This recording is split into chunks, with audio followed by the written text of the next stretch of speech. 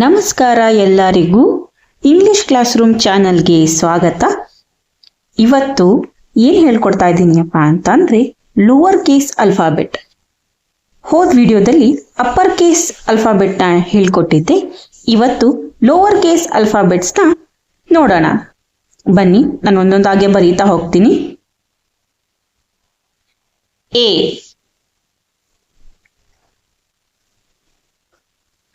B, ಸರಿಯಾಗಿ ನೋಡ್ಕೊಳ್ಳಿ ನಾನು ಹೇಗೆ ಬರಿತಾ ಇದ್ದೀನಿ ಅಂತ. ಸಿ, ಇದು ಡಿ, ಇದು ಇ, ಇದು ಎಫ್, ಇದು ಜಿ,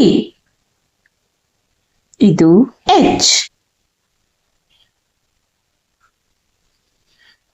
ಇದು ಐ,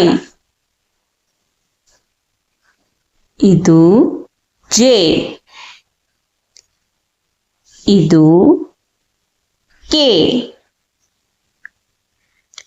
ಇದು ಎಲ್,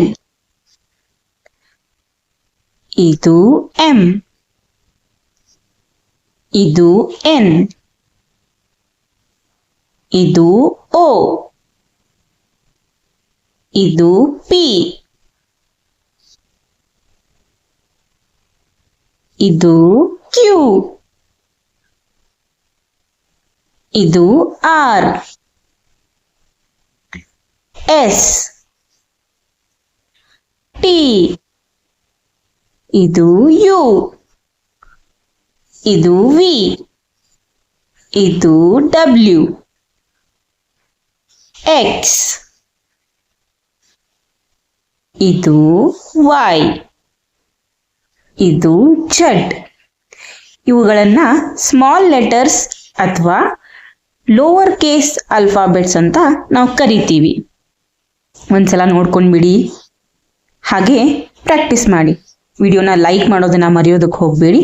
ಹಾಗೆ ಇದನ್ನ ನಿಮ್ಮ ಫ್ರೆಂಡ್ಸ್ಗಳಿಗೆ ಹಾಗೂ ಎಲ್ಲ ಮಕ್ಕಳಿಗೆ ಶೇರ್ ಮಾಡಿ.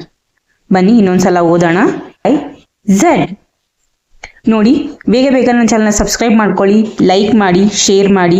ಮೊದಲಿನಿಂದ ಇಂಗ್ಲೀಷ್ನ ನನ್ನ ಚಾನಲ್ ಮುಖಾಂತರ ನೀವು ಕಲಿಬಹುದು.